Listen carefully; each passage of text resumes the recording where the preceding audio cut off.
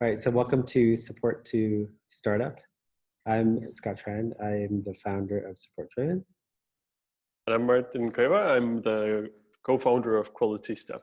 All right, and today we're going to talk about success and failure and just kind of how, what's that's like in a startup, right? Yes, because it's a more or less everyday part of it, isn't it? Yes, yes. So I'd love to kind of start with about what success and failure is like before, we got into startups, right? Because I think for me it was very different, right? Because it was so much simpler um, as an employee, where generally, there was like a finish line, like there's a bar, right? Like either you're kind of can be above that bar or below that bar, and that would generally determine success or failure. And the other thing that was simpler too was a lot of times I had a lot of control over, whether I hit that bar or not, right? So like, whether it was just the amount of work I was doing or, or getting things done by a certain amount of time, right? And so let me ask you this as a first question. mm-hmm. Do you like this kind of situation more or less? I think, so I would say the difference of being in a startup is it's a lot more stressful because the reality of it is that success is not so clearly defined when you're looking at the whole picture of the business, right? And but I do like a lot more that I have a lot more say over that now than I've ever did before, right? And have a lot, both in kind of defining what success and failure is, and then also what to do about it. Yeah. Right. And so I definitely prefer that, because I would also say, as an employee, I always felt like a lot of times it was out of my hands, right? Like, I was just a cog in a machine, right? And my individual success or failure may or may not make that much of a difference to like the organization. But if I think about, like some conversations that I have had, like on this like broad topic with some people, and oftentimes I get the question like, oh, but like the sense of responsibility, like it must be enormous. Like how would you react to that? Or like, you must like feel that, but like, how do you cope with that? It is, right? And I think that's one of the things I've had to adapt, right? Because I couldn't stay in the same mindset or the same mental model, right? Because that would have been overwhelming, right? Yes. And so what I've come to realize is that is just the new normal, right? Like there's always going to be things that you're responsible for that, and I would say that's also true of success and failure too. So one of the things I've come to accept, right, is there are oftentimes, there's not just success and failure, like there's multiple things that are succeeding, there's multiple things that are failing all at the same time. Right? Yeah. Yes. And so you just kind of like learning to ride that instead of kind of going up and down like a yo-yo, right? Instead of just kind of like realizing like, that success is good, this failure was not good, right? But hopefully it evens out, right? Because I've had that happen in the same day, right? Like there was like great news and terrible news all in the same day.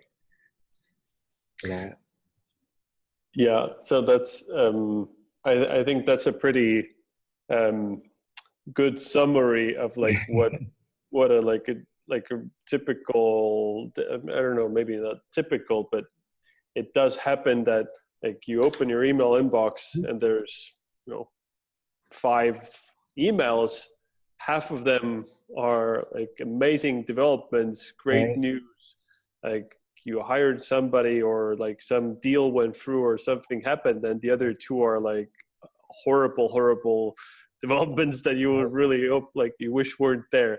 And Right. like that split is most of the time like it exists in whatever you're dealing with.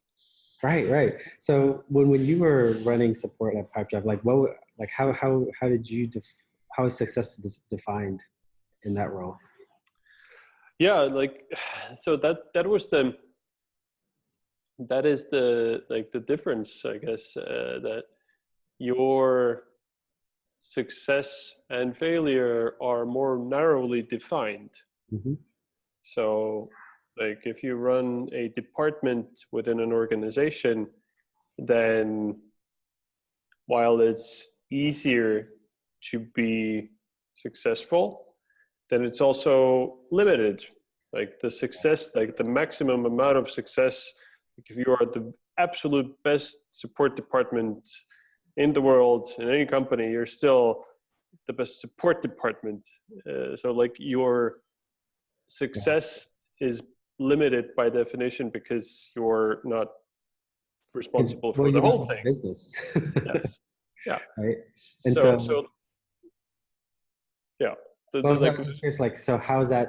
How do you see things now that you're running the whole business, right? And in theory, right, like there is no cap, right?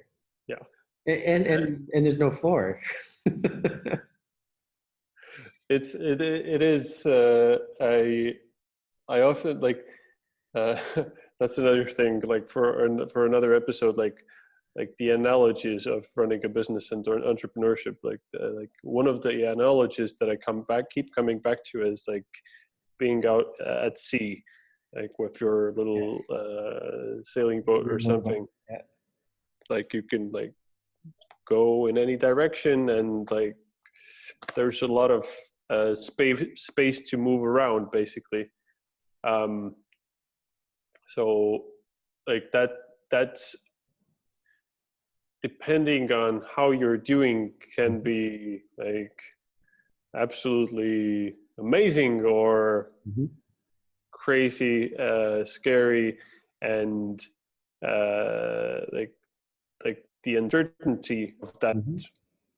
situation where you don't have any boundaries uh, and no sort of upper or lower limit to things like good and bad, then it can be quite overwhelming. And like I think I Mhm. nodded especially intensively when you were saying like that's the new norm Mhm. compared to what was happening before. Right. So it's like the sense of responsibility, like when you get into it, you will find yourself thinking more often like, dear God, this is a lot of responsibility, like Yeah. everything, there's nobody else to have passed this decision on to, because in my previous job, like if something really, uh, Mhm. got like out of hand, then there were like C-level executives Right. and lawyers and HR and who knows like what other like supportive networks around you. But like especially if you're a young company, there's none of that. Like you need Right. to decide. Right. Um, Right. You're in a rowboat in the ocean. yeah, yes. Like in the beginning, like it's like a Right. raft basically. Yes. Yes. And so I Um, think that's a great analogy where if you're in a larger organization, right, you can be like on a cruise ship, right? So like yes, it's somebody else's job to like cook the food and somebody else's job to like do the laundry, right? you can like go on a luxury cruise and never know you were out at sea basically. Right. Right. Yeah. And I think the other thing that felt has been different was I felt like I had a lot more control over success and failure when I as an employee because it's usually that defined in ways that I would have control over it, right? And I feel that with running a business, with running a startup, right, I realized how little control I have over a lot of the things that are significant, right? Like Yeah. you can't, there's not some magic button that you can press to say like more revenue, right? Yes. And then like that's, and I think that also ties to what you were saying before, that like you need to change your mindset, because like you're Right. not going to survive if you come into it thinking that you can have control. uh, Again, with the sort of an analogy of the sea, like you need to accept the fact that you are at the mercy of the elements, and you need to like learn to ride the waves, not Right. control. Right. And weather the storm, right? Because that will happen. Yes. Um, so what are some of the things that you found effective in helping you kind of adjust, right, to, you know, to not having control, right, and to kind of and the responsibility and all of that. Yeah, I think it's just having some kind of uh, internal speech that like that Hmm. where you repeat to yourself like this is like what it's supposed to be. Like it's like it doesn't uh, it doesn't go up like whenever you look at like Hmm. stock graphs, like it's never a straight line, never ever. It's Right. always like up down up down up down, and like going in some general direction. So you kind of have to tell yourself like this is like is it's exactly what it's supposed to be. Like Hmm. it can never be like completely only positive or only negative. When it's a lot of negative things happening, then there's, I think, what is this statistical term, or like regression to the mean, that Right. if things go in a certain direction for a long time, then eventually they have to go in the other direction. It's not Right. going to keep going there Well, forever. what is Only, that must only. come down. Yes, more or less. Yeah. Yeah. Yeah. So like telling myself like, yes, like this is the Hmm. new norm has definitely helped. I've I've read a few books, and I think in like startup circles, it's like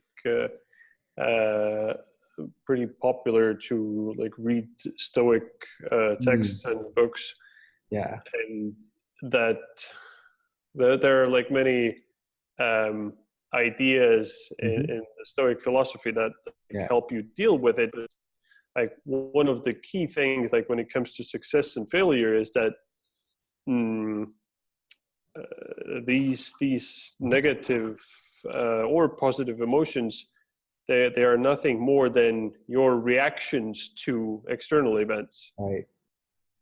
and your reactions are actually in fact under your control. So if you decide not to have a reaction to something super negative, then like de facto you're not having that negative experience. Right.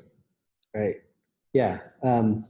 I came across the same thing too, and I think that's been one of the most helpful things, has been to be mindful of the framing, right, and the perspective, that I have around things that happen. Yeah. Right? And so nowadays, I think success and failure are very much um, defined by perspective rather than, you know, rather than kind of the initial reaction, right, when you hear some news, right? So I'd almost never kind of go with that initial reaction and stay with it. It's always about taking that initial reaction and then reframing it to what's going to be the most useful perspective. Um, But to provoke a little bit, and like yeah. you could ask me the same thing, but like, doesn't that kind of make you sort of numb to things around you? Not. I don't consider it numb. It. I think of it as kind of keeping me balanced, right? So not like having like extreme highs or extreme lows, but also think it's also about like, you know, about being effective, right? Because in the past I've gone through, things that didn't work as expected, right? That would, and lots of worry and just kind of being out of it for like weeks at a time. And that was just that was really useless, right? Yeah. And so I don't think of it as being numb. I think of it as kind of being mindful. Yeah. And kind of something that I feel that my co-founder Kair has helped me often in these kind of like extreme. I mean, again, like extreme is just a matter of perspective, but like initially situations that initially seemed extremely bad, mostly, right. where he has like pointed out that like where I have worried about things that might turn out horribly, where he has told me like don't worry right now, because if you spend your mental resources worrying about something, then and it actually happens, this bad thing that you're worried about, then you will not only will the bad thing happen, you will have spent all your energy worrying about it beforehand, and if it doesn't, then it's also wasted. And if it then there was no reason to worry in the first place. Exactly. Like worry is kind of useless because it doesn't help you, right? And all it does is eats up your time, eats up your energy. So pretty much anything I could do like to not be stuck in worry is a good thing. But yeah, because I think the thing to keep in mind is like, how do you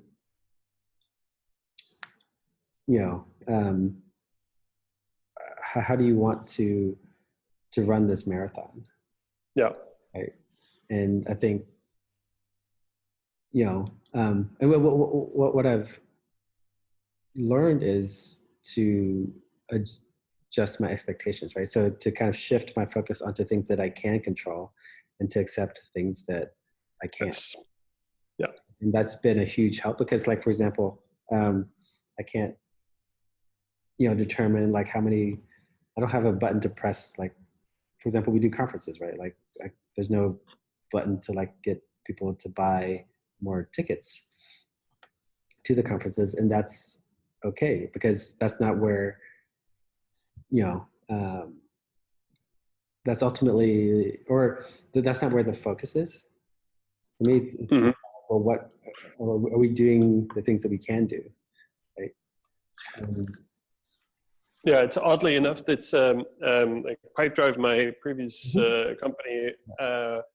They're like the whole idea of the product was based around action, or built around action-based selling. Like this concept that like in order to be successful, you shouldn't focus on the outcome, like the revenue, but the actions that lead to it. Right. And like those things over and over again. Like you need to sort of have more deals in this stage and then push them to the next one and the next one, and only focus on those, and then like your desired outcome will actually follow as a side product, as opposed to like constantly worrying, I wish I only had more revenue, because like that's or that all these deals would close. You need to focus on the activities that lead to those things. Yes, and I think that also works in a startup setting too, right? And so so what's kind of come out of that mindset shift, right, is the definition of success and failure is pretty fluid. And a lot of times what I will look for is to kind of, when things don't go, say, as planned, right, or is to kind of think about what can you do with that, right? So kind of like the idea of like making lemonade from lemons, right? And I think that's where some of the most interesting things have come from, right? And like some of because that's where some of, I would say, the innovations come from, right? When you're kind of in a spot where, um, you have to think about things differently or do things differently because you can't keep doing the thing that you're doing, right? Like you have to adapt. Yep. Yep. But do you think that like Mm-hmm. being in this situation has Mm-hmm. also made you celebrate or enjoy the successes less?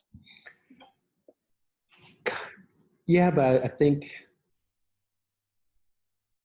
think that's something that I've never been great at. So I don't know how much of it is just like naturally I was like never great at that versus how much of it came out of like, a different perspective, right? Um, but in general, I don't see that as a bad thing. I mean, I think it's important to celebrate success, but I think there's a lot of value in being balanced and being centered, right? Yeah. Because I wouldn't want to be like, like going nuts because of something good that happened and then like have the opposite reaction, right? When things don't go as planned. Like Exactly. not be able to get out of bed or something. So like I have noticed that um, people that have been through a lot, like Mm-hmm. in like the sort of sense of an entrepreneurial journey, they remind me like, yeah, like you had this success, like celebrate it a little bit at least. Right. Great. Um, Appreciate it. and it's also not only that, like you should like for your own mental health, but like if you're an entrepreneur, then I think it's and if you're a successful entrepreneur, then you probably are like that you Mm-hmm. don't have like crazy emotional Mm-hmm. fluctuation. Right. And what that can like a um, side effect of that can be that when your team like experiences this amazing Mm-hmm. success and then you're kind of like then that can have like this indirect negative effect because like then they perceive like, well, like didn't we do good? Right. So Right. Right. Which is where I do feel it is helpful to appreciate it, right? To celebrate it to some degree, and certainly not to rain on other people's parade, right? Like don't like yeah, tell so people to like but to it's not like a celebrate. balancing act because like I Yeah. totally agree, like you shouldn't like it's not a good idea to make a massive deal out of every little success because then like if you push the bar higher for like the emotional high, then Right. it also almost by definition means that if something negative happens, then like the drop will be equally big. So Right. Right. Yeah. So I mean, I think we could both agree that like kind of our perspectives have changed and just the scope, right, of the things that we're responsible for and the successes and failures and expectations and all that has definitely um, expanded, right? When you're yeah, running, a business versus working for somebody. So, like, if somebody were thinking about starting a business, right? Like, what are some tips that you would have for them? To help them kind of like, if you could give tips for somebody who's going to be making that yes, transition, or you know what they're going to be facing or experiencing, right? Like, what tips do you have for them? yeah. So um, I think the number one thing is that to like keep in mind that like even though becoming an entrepreneur like at that moment seems like the scariest thing in the world Mm-hmm. because your safety net is gone and you know it's an absolutely crazy thing to do like when you're in that moment, but keep in mind that there are millions or tens of millions of people in the world that do it every day and have done it in the past. So it's not unheard of, like in the big Right. picture of things. It's a normal thing to do. Right. It's just like the change, like when you are in the moment, is hard. but once you have made the transition, then like in hindsight, it will not, you will be glad that you did it. And again, it's not like an unheard of thing in the broader context of world history. Right. And the other thing is that while the sense of responsibility, like it will not go away, Mm-hmm. it will just, you will not perceive it as some kind of a scary bad emotion. It just like becomes a fact of life. Like, yes, you have a lot of responsibility, but I think it's human nature to kind of like, it will neutralize that Mm-hmm. feeling of anxiety gradually. So like if you think about like how, I don't know, people with like crazy like entrepreneurial responsibility is one thing, but I don't know if maybe you're like a head of state or a surgeon or who knows like what, like whose like work is determines people's like lives, then they also function, and they couldn't function if they like were constantly worried about the crazy sense of responsibility. Like eventually your human nature will just sort of accept that as a norm, as a fact, and then you can You adjust. continue. Yes. Yeah. So Yeah. it will go away, like that sense that you have as you are taking that step. Yeah. Yeah. And I think that's probably the top thing I would tell somebody is to expect it, right? To expect that things are going to be more stressful, right? And that you know they too will have like ups and downs, you know, sometimes on the same day, right? And you know, and to be prepared to face those things, right? And to, you know, so that would be my top tip. And then the second tip I would give people is to set your expectations only around things that you have control over, right? So, you know, so perhaps don't set expectations that you'll hit like a certain amount of revenue in the first year, unless you have a lot of control over that. You know, Yeah. the way I think of startups is very much a marathon, and so as long as you can keep going, then you're winning, right? Um, yeah, and then I think expectation setting goes a long way to helping manage the stress, because if you didn't set yourself up to think like we're gonna make $1 million this year, and you know, and if you fall short of that, like then it's no big deal, right? Because you weren't expecting it. Yes. No, I think like um, the running analogy works quite well. Like if you're like going out to run 5K, but then run a marathon, then like it will be hard. Right. Whereas like if if you do the opposite, then it will seem Right. like insanely easy. Right. Right. So So if you train for a marathon, right, a 5K would be a breeze. yes. Yeah. And like the only thing that will be changed is like your mental expectation of what's going to happen. Yep. Great. Cool. So was there anything else you wanted to talk about on this? No, I think on that note, we can close episode 4. All right. Great.